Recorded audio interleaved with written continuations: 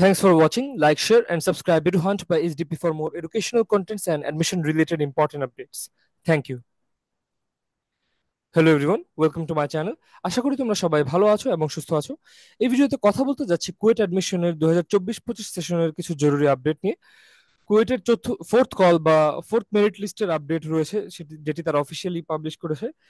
এবং তার পাশাপাশি যে অ্যাভেলেবল সিটস, অর্থাৎ যে মাইগ্রেশন করা হবে এখন বা ওয়েটিং লিস্ট থেকে স্টুডেন্টদের নেওয়া হবে, সেটার জন্য মূলত কতটি সিট খালি রয়েছে সেটি সংক্রান্ত কিছু স্ট্যাটিস্টিক্স বা ইনফরমেটিভ আপডেট। এবং তার পাশাপাশি যে মাইগ্রেশন গুলো হচ্ছে যার কারণে ডিপার্টমেন্ট রিঅ্যালোকেশন হয়েছে বা যে মাইগ্রেশন হচ্ছে সেটার একটা আলাদা লিস্ট রয়েছে, সেগুলো পাবলিশ হয়ে গিয়েছে। তো যারা জেনে গিয়েছো তারা তো জানোই গতকালকে, এগুলো মূলত গতকালকে পাবলিশ হয়েছে, তবে আজকে ডিসকাস করার সময় পাচ্ছি তাই এগুলো করার ট্রাই করছি। তবে যারা এখনো জানো না বা চেক করোনি, তোমরা অবশ্যই মিলিয়ে দেখতে পারো। তো চলো মূল আলোচনা শুরু করা যাক।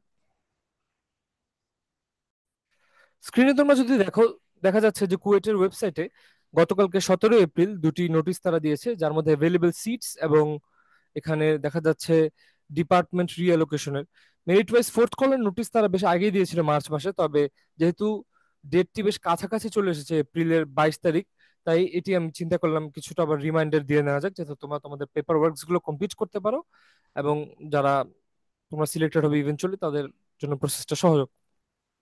তো এভেলেবল সিটস বা কতটি সিট বাকি রয়েছে সেগুলো নিয়ে যদি একটু অ্যানালিটিক্যাল যে একটা চার্ট বা টেবিল সেটা আমরা দেখি, এখানে দেখা যাচ্ছে যে কোর ইঞ্জিনিয়ারিং সাবজেক্টগুলো, অর্থাৎ civil, electrical and electronics engineering, তারপর মেকানিক্যাল ইঞ্জিনিয়ারিং এবং কম্পিউটার সায়েন্স ইঞ্জিনিয়ারিং বা সিএসসি, এই সাবজেক্টগুলোর ক্ষেত্রে একটি সিটও বাকি নেই 120টি সিটের মধ্যে প্রতিটি ডিপার্টমেন্টের।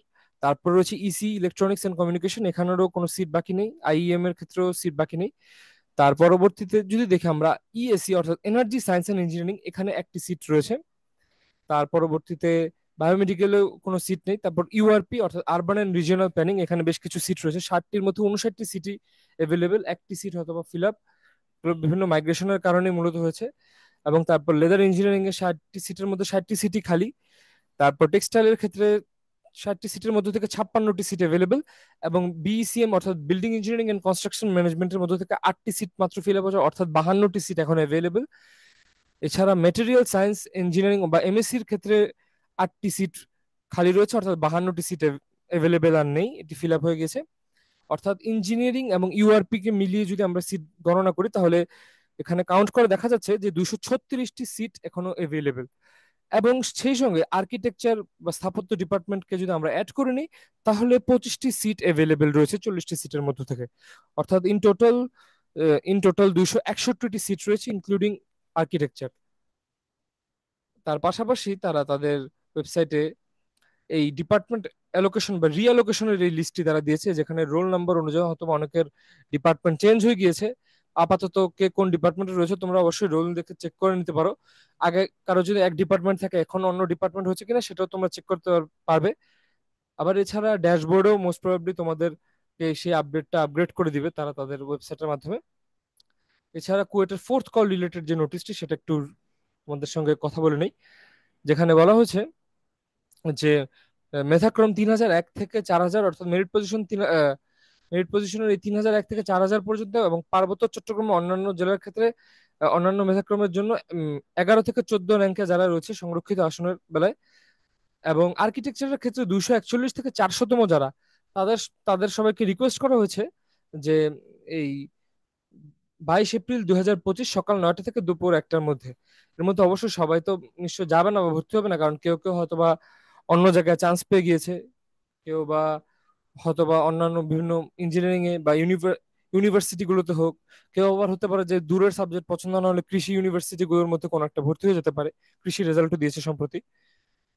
তারপর এখানে প্রার্থীদের জন্য করণীয় বলা হয়েছে যে আগামী 20 এপ্রিল রবিবার বেলা 12টার মধ্যেই একটা লিঙ্ক দেওয়া আছে, লিঙ্কে প্রবেশ করে তোমরা অনলাইন চয়েস ফর্মের প্রয়োজনীয় সকল তথ্য পূরণ করে নিবে এবং বিভাগের পছন্দক্রম প্রদান করবে, সাবজেক্ট চয়েস দিবে। এবং ইঞ্জিনিয়ারিং বিভাগ সমূহ এবং ইউআরপি বিভাগের জন্য 15টি পছন্দক্রম পূরণ করতে হবে, এবং পূরণকৃত ফর্মের এক কপি প্রিন্টেড যেটি হয়ে থাকবে সেটি ভর্তির সময় অবশ্যই নিয়ে আসতে হবে।